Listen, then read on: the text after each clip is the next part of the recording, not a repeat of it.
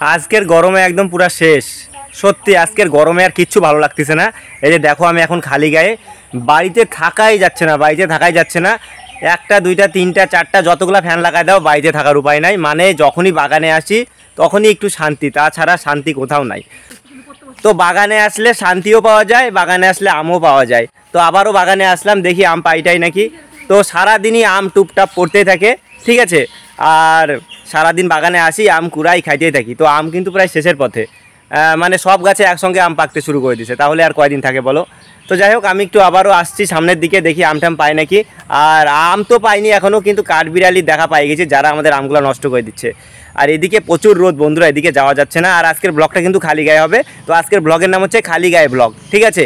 তো জামা পরতে পারিনি আজকের ব্লগে, আমি একদমই মানে জামা পরে থাকতে পারতেছি না গরমে। তো যাই হোক, এদিকে যাওয়া যাবে না, এদিকে প্রচুর গরম। আর আমি এখন যে গাছটার দিকে যাচ্ছি সেই গাছটা হচ্ছে গোপালভোগ আম গাছ। তো বন্ধুরা, আমি এখন চলে আসছি কোথায় বলো তো, এই গোপালভোগ আম গাছের নিচে। আর এই গাছের আম দিয়ে কিন্তু পরশুদিন আমি হচ্ছে মানে কি খাইছিলাম বলো তো, আম দিয়ে মুড়ি, দারুণ টেস্ট, দারুণ মিষ্টি। তো এই গাছে সারাদিনই আম পড়ে, এখন একটাও পড়ে নাই, দেখতে পাচ্ছি না। তো তোমাদেরকে দেখাই পেছন ক্যামেরা দিয়ে। এই যে দেখো বন্ধুরা, চারপাশে কোথাও আমঠাম নাই। আর এখানে প্রচুর জঙ্গল ছিল, এই জঙ্গলগুলো আমি অনেকটা পরিষ্কার করে দিছি। দেখি সামনের গাছটায় আমঠাম পড়ছে নাকি। আর এই গাছের আম কালকে পাইরে আমি ফাঁকা করে দিছি, যে কটা ছিল এই ন্যাংরা গাছের আম পচে যাচ্ছিল, তার জন্য পাইরে দিছি। বড় বড় আম সব পচে যাচ্ছে।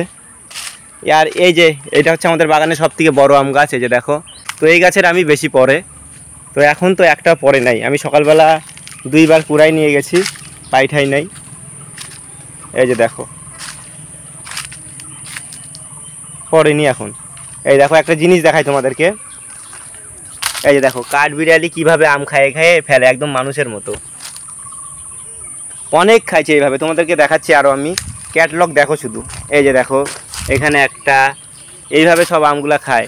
আর এই যে এইদিকে আছে আরও, খুঁজলে অনেক। এই যে দেখো, মানে প্রচুর আম এইভাবে খায় ওরা, নষ্ট করে ফেলে। ও সামনে তো আরও অনেক, এই দেখো দেখাচ্ছি।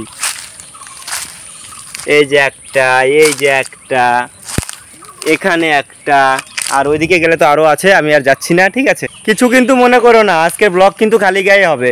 কেন বলো তো, আজকে আমি সত্যি জামা পরতে পারতেছি না গরমে। আমি এই মাত্র আবারও স্নান করে আসলাম, এর আগে একবার স্নান করছি 12টার দিকে, আবার এখন করলাম 4টার দিকে।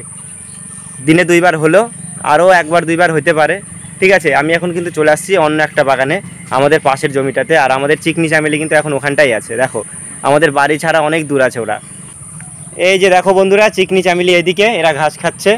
কিরে তোরা এত দূর বাড়ি থেকে? এই যে দেখো বন্ধুরা, আমাদের বাড়ি সে ওই যে দূরে আমাদের বাড়ি, আর ওরা এখানটায়, এই যে দেখো, ঠিক আছে। এটা হচ্ছে একটা তেজপাতার বাগান, আর ওইদিকেও একটা আম বাগান আছে, ওইটা আমাদের না। আর এই যে দেখো আমাদের এখানে একটা বাতাবি লেবু গাছ আছে, ধরে না, ধরলে তো ভালো হতো। তাহলে বলো তোমাদের গরমকাল কেমন চলছে? আমার তো একদম ফাটাফাটি। তো যাই হোক বন্ধুরা, গরমে একদম পুরো সিদ্ধ হয়ে গেলাম। এত গরম আমি আমার বাবার জন্মেও দেখি নাই। আরও গরম পড়ুক, আরও পড়ুক, নো টেনশন। এই যে দেখো এত গাছ লাগাই রাখছি সবার সুবিধার জন্যে। তোমরা কি করছো? তোমরাও গাছ লাগাও, গাছ লাগাও। তো বন্ধুরা, যদি এই গরম কমাতে চাও তাহলে কিন্তু গাছ লাগাতে হবে, ঠিক আছে।